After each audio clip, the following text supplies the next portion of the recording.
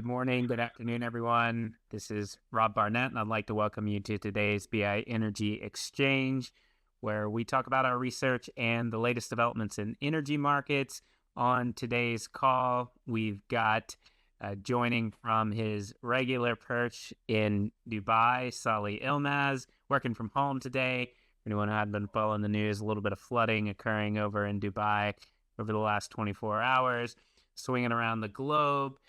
We've got Scott Levine joining us from 731 Lexington Ave, and Talon Custer joining from New Jersey. So I think today we're going to kick off with some of the dramatic events that have been unfolding geopolitically. And so, Salih, we're going to just come to you to kind of help frame what's going on in the oil market globally. The market seems relatively calm despite some of the recent geopolitical events. And I just will highlight that you've got a very provocative note out looking at perhaps more of a worst case scenario, talking about oil at 150 a barrel, GDP down $1 trillion. So I'll let you frame kind of the bounds of what the risk profile looks like, but what do you make of the oil market amid some of the geopolitical tensions we've seen? Over the weekend on April 13th, we had the direct attacks from Iran on Israel. And this was obviously some significant developments in the region that that kind of paved the way for potential further escalation. What's so significant about it, I think, is that it was directly done from Iranian soil. That was for the first time ever. I think, is everyone on mute? Just to avoid any noise. And then obviously what was key after the developments for the weekend is how Israel is going to respond. This is still an uncertainty, and we're waiting to see what Israel's response will be. But of course, the risk here is a cycle of retaliation. Of course, Iranian attacks were a retaliation, they said, on the Israeli attack on the Iranian embassy the week prior in Syria. And of course, the risk here is just a cycle of attacks that are all retaliation. But so far, as you said, the markets have been pretty calm. I think what they've been pricing in has been the conflict essentially remaining confined into region and perhaps no other attacks. And some of the remarks that we heard from especially the US and Iran have sounded de-escalatory. But again, we don't really know what Israel is thinking and how they will respond. So, but when you look at the oil market, I think the key, and perhaps this is what the market is looking at, is that we still don't have any disruption on oil supply, on oil flows. OPEC Plus still are sitting on quite meaningful amount of spare capacity. So I think this is why perhaps the market hasn't really moved much. We were expecting, but we thought there could be a spike in prices at least on Monday. But oil prices actually went down on Monday. So I think the market doesn't think this will escalate any further.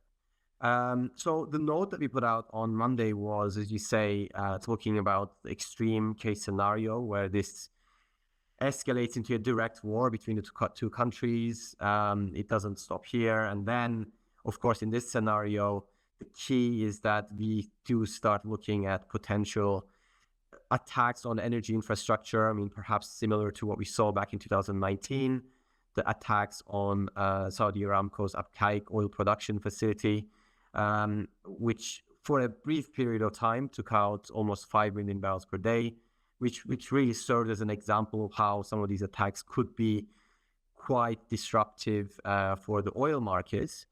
And perhaps in a more extreme scenario, you could see the blocking of Strait of Hormuz by Iran.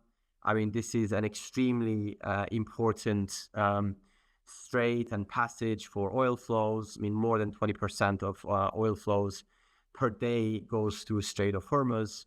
And of course, I mean, if this were to happen, which I should say is not our base case scenario, I mean, this remains a tail risk. But if this were to happen, it would be, I mean, of course, extremely disruptive for the oil market. And I think we could see oil prices skyrocket to unprecedented levels, because Strait of Hormuz has not been blocked before. And I mean, the node was a collaboration with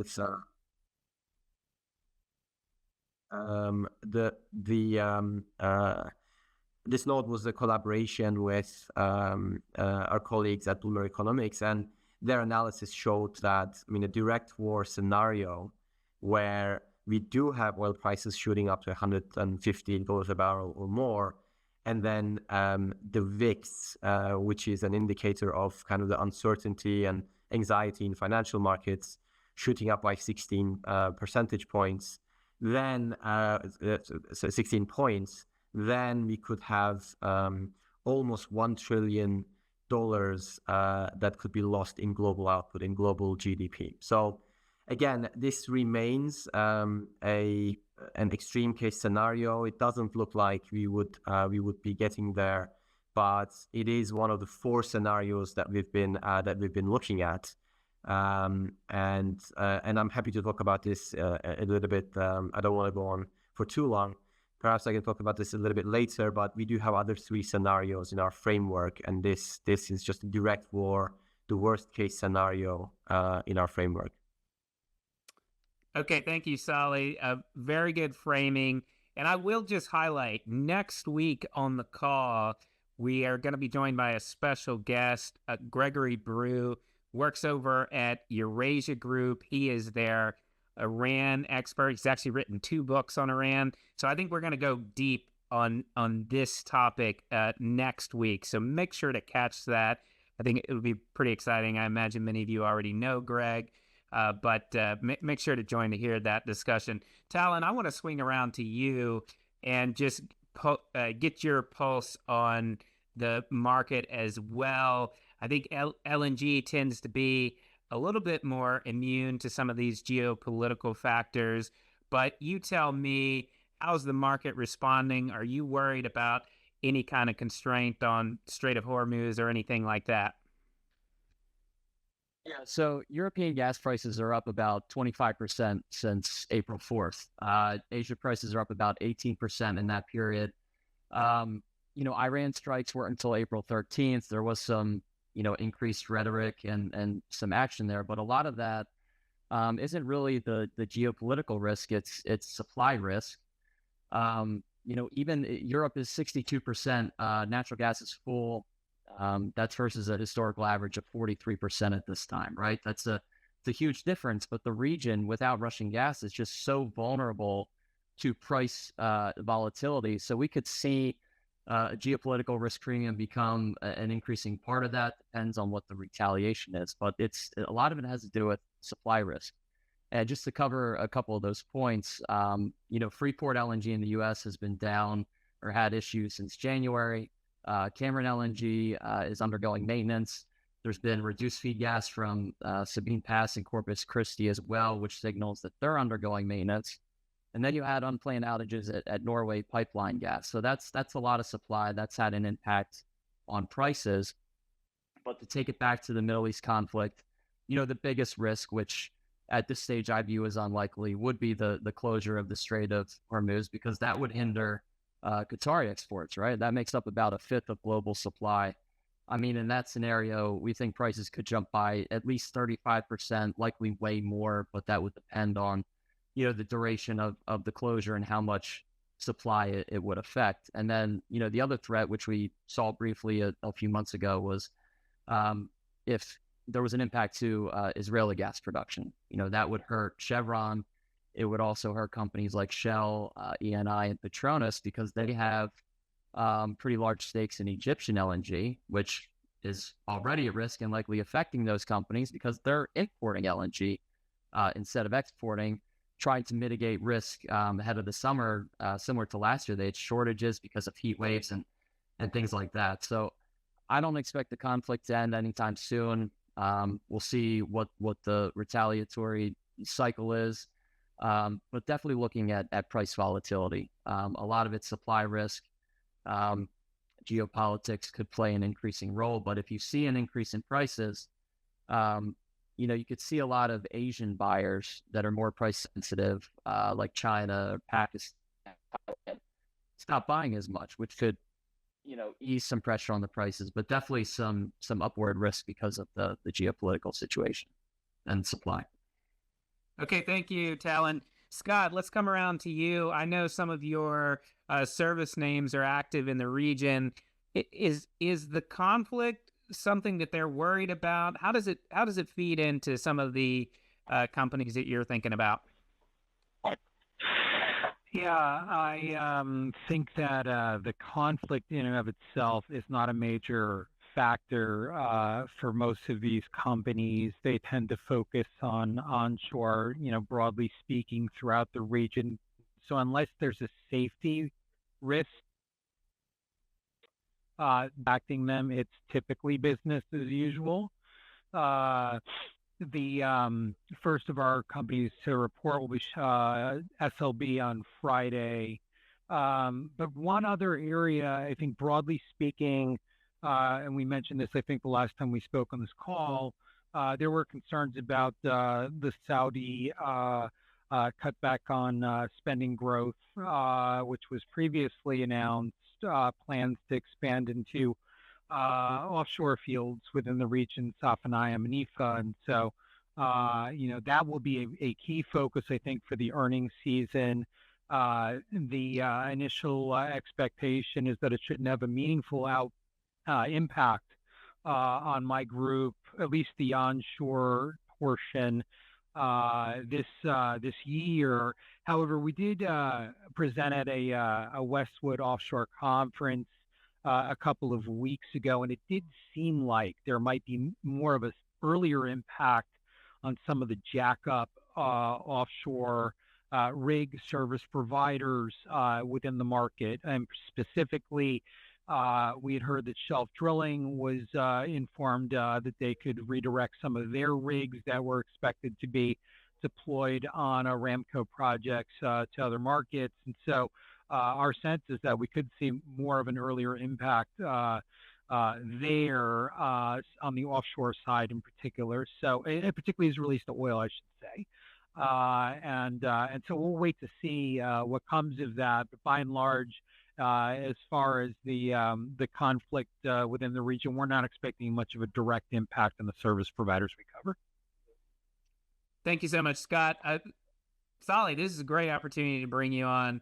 I love the fact that we've got the analysts covering Aramco, the analysts covering Schlumberger, some of the other service names. What do you make of what Scott just said, and how are you thinking about the outlook for Aramco and kind of what their CapEx spend is going to look like over the coming 12, 24 months? Yeah, so I mean, we talked about Aramco's capex plans on this call before as well. I mean, I think since they had the government directive to hold their plans to increase production capacity, we thought this was a way for them to perhaps trim their capex and increase their dividends. And of course, a big chunk of those dividends go to the government, and the government has a very ambitious list of plans in terms of diversification efforts in the kingdom. But then when they reported their results, we actually saw that their capex guidance for this year actually went up. So they are still expecting a capex level of around $50 billion for this year. And what we saw there is that they're not, they're not going ahead with this oil production expansion capacity projects, but then they are actually diverting a lot more capital into natural gas. They do have other projects that they are diverting their capital into. So it's still a big number, $50 billion for the year. And I think their guidance for next year will be around the same level. So they are still spending a lot of money. And increasingly, I think, probably perhaps not to the extent of some of the European oil majors that we talk about, but increasingly we'll see them spend a bigger portion of their capex into alternative energy projects as well. Real quick, just a follow up there. I think I saw some headlines about scaling back some of the ambitions related to NEOM, the line. Curious to get your reaction on that. And maybe if you could too, what's roughly the fiscal break-even oil price that Saudi needs at the moment? Sure. I mean, I don't know too much about on the real estate or construction side about NEOM, but from what I was hearing from our analysts covering construction, infrastructure, etc., was that, I mean, the initial plan may have just been too ambitious to have it go for 170 kilometers, I think was the initial plan. May have just been too ambitious. So I think it's just being scaled back to a more reasonable length and a more reasonable scale for the project. But I think it is going ahead. And on the fiscal break-even, I mean, I think the numbers that we usually look at are the numbers from the IMF. But then these numbers are, IMF reports on these numbers, but releases the report with these numbers at the beginning of each year. And of course, a lot of things can change throughout the year. So I think the latest number for Saudi Arabia to fiscal break-even was in the low 80s. So at current prices, Saudi Arabia should be fiscally breaking even. But then the challenge with these prices, of course, is, I mean, the break-even price can change depending on where the total spending number is. And I think there generally tends to be, countries do tend to spend more when prices are higher. And I think that's what we are going to see this year. So what our colleagues in Bloomberg Economics think is that this number may actually be closer to $100 a barrel this year. But again, I mean, these are just estimates, and of course it depends on the total amount of spending by the government as well. I certainly think that number has crept up, and I've mentioned that sort of roughly $100 figure to other people, and sort of almost got surprised from some people who've only been following it from afar. So very interesting to keep an eye on. Talon, let's swing back over to you. We've got a little bit of a sense from Scott and Salih on kind of 1Q earnings cycle. How are things going to look? When you think about the midstream LNG names that you look after, what are some of the key catalyst items, other thematic issues you'll be looking for in the 1Q earnings season? Yeah, so keep in mind with midstream, right? They have a lot of long-term contracts. There's good revenue and cash flow visibility. But with that said, there are some variations. There's a little bit of exposure to commodity prices and things like that. The first thing to point out is there was a cold snap in the middle of January, but so far I haven't seen or heard any companies highlight a huge benefit or even a detriment. They were able to rebound pretty quickly, aside from Freeport LNG that was impacted by that. Keys are there was a lot of CapEx spent, new projects that came online last year, early this year. A lot of it's focused on things like gas processing plants, mainly focused in the Permian.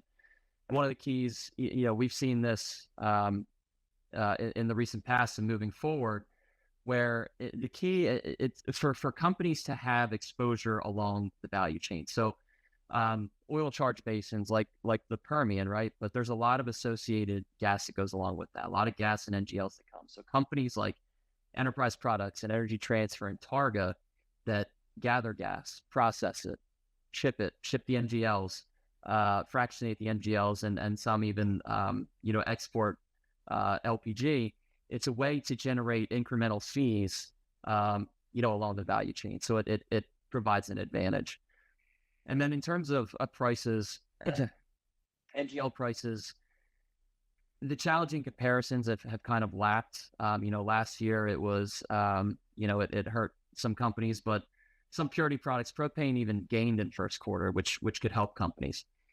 Natural gas prices are a different story. So those with exposure to those prices from gas gathering fees or percent of proceeds contracts, that could hurt them. Again, similar companies like Targa, Enterprise, Energy Transfer, but also Kinder Morgan, Williams. We see how low natural gas are in terms of volume with dry gas. Those exposed to Appalachia, Haynesville. You may see more of an impact after 1Q, but again, you remember that a lot of them have contracts with minimum volume commitments or take or pay contracts. So that mitigates a lot of the volume risk for companies that have curtailed production in those basins. So pretty good visibility, modest EBITDA growth, whether it's organic, and a lot of these companies made recent acquisitions that are going to bolster them as well. Scott, I want to come back around to you on just the 1Q earnings cycle. What is your general take, on kind of the trajectory of earnings momentum? How's 1Q going to shape in your mind? Yeah, no, that's a good question and timely, because we have the season kicking off. Really, Liberty reports after the close today, and then Schlumberger on Friday. I think given what's transpired so far this year and the short span between 4Q, which is a little later than the other quarters, obviously, as companies are closing the year, and then 1Q, given the narrow gap, I would be surprised to see any change in the full year outlook for these companies this early. The rig counts kind of, remained flat or thereabouts onshore in the U.S. and has edged up as far as the global tally is concerned. So no dramatic changes in terms of the macro so far. And so our expectation is something like 5 to 10% growth in global CapEx spending, maybe 10 to 15% international, flat, to maybe down 5% in North America is probably about right.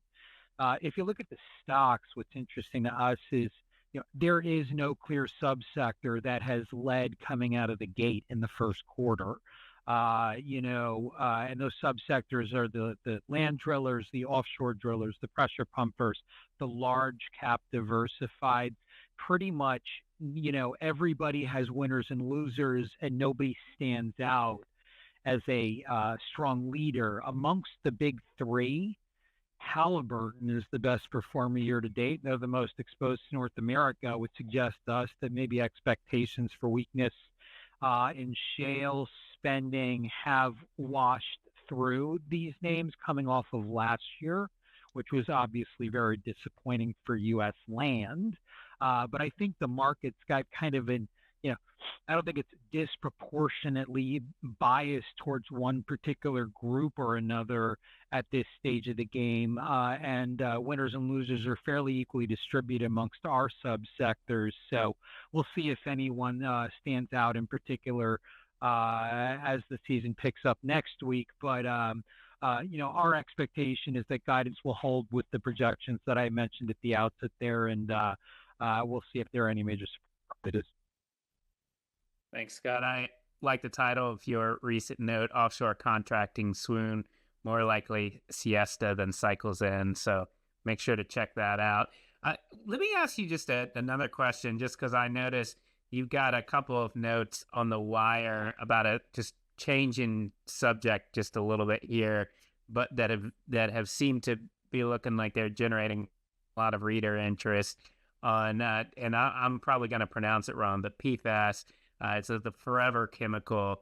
Tell us what's going on there, because I think it's an interesting corner of what you're up to. I think a collaboration with the litigation team. Yeah, so we have been working. I cover the industrial services in addition to energy, and this is a topic that's affecting some of the environmental companies in particular. And so, PFAS is a chemical, a man-made chemical that can be found in a lot of household products. It's valued for its ability to repel oil, water, and heat.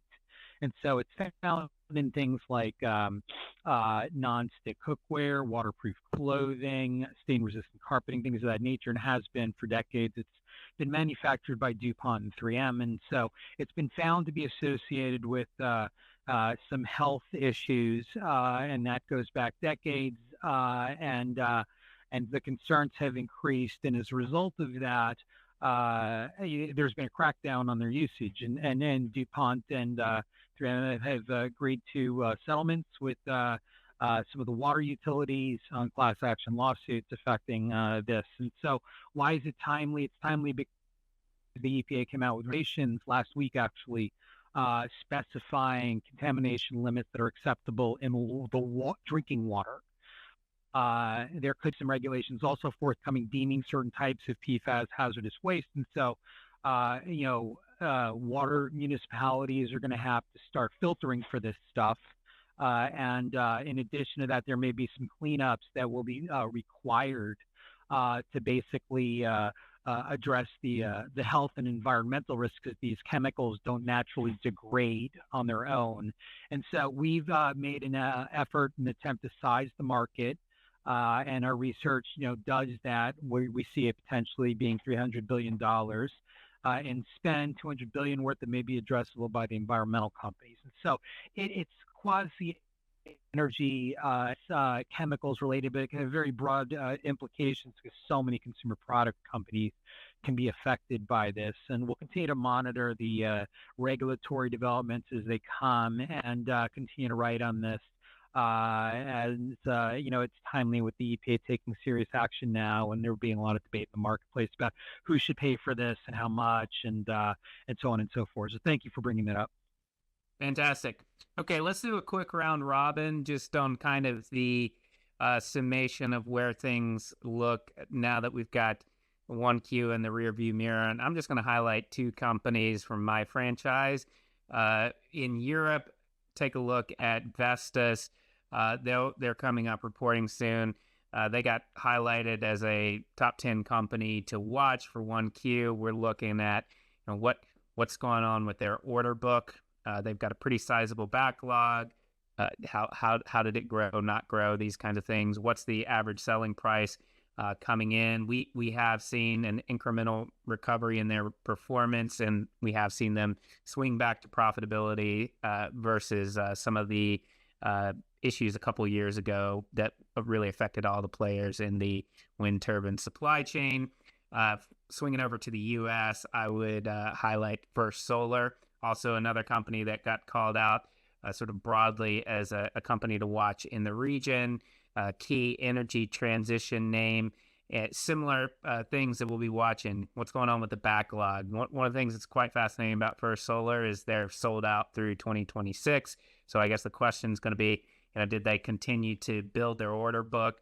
Where's that stand? And what kind of average selling price? One of the things we've seen with First Solar is they're contracted to sell their modules at a lot higher price than the market prevailing rate. So let's keep an eye on kind of what's going on with their contracting. I think it'll be interesting to see.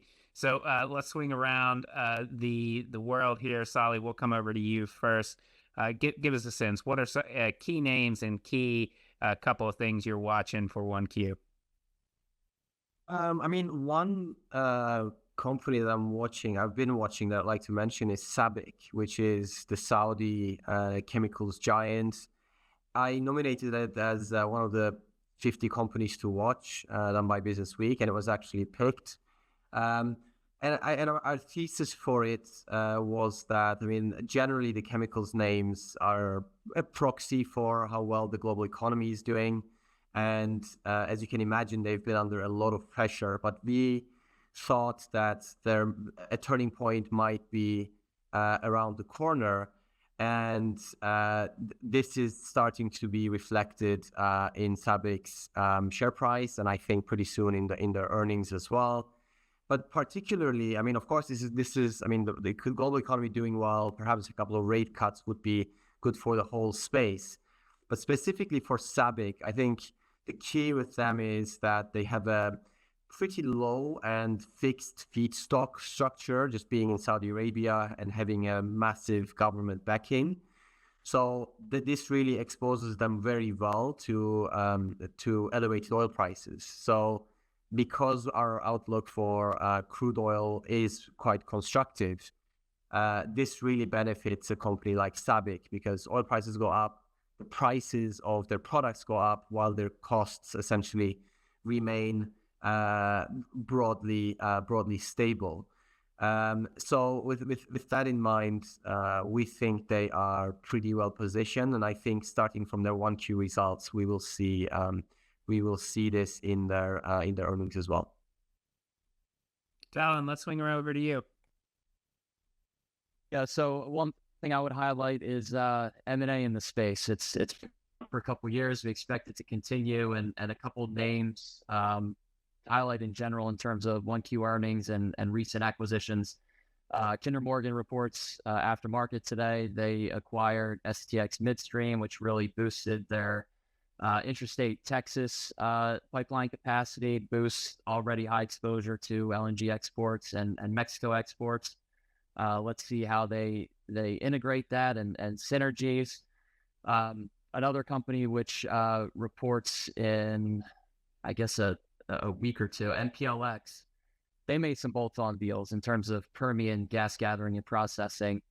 They had $1 billion in cash at the end of the year, but they used a part of that. They in March acquired Summit Midstream's Utica business, which boosted their exposure in Appalachia. They still have a few $100 million left over, and they generate healthy excess free cash flow. So they're a company to watch for additional bolt-ons even after that.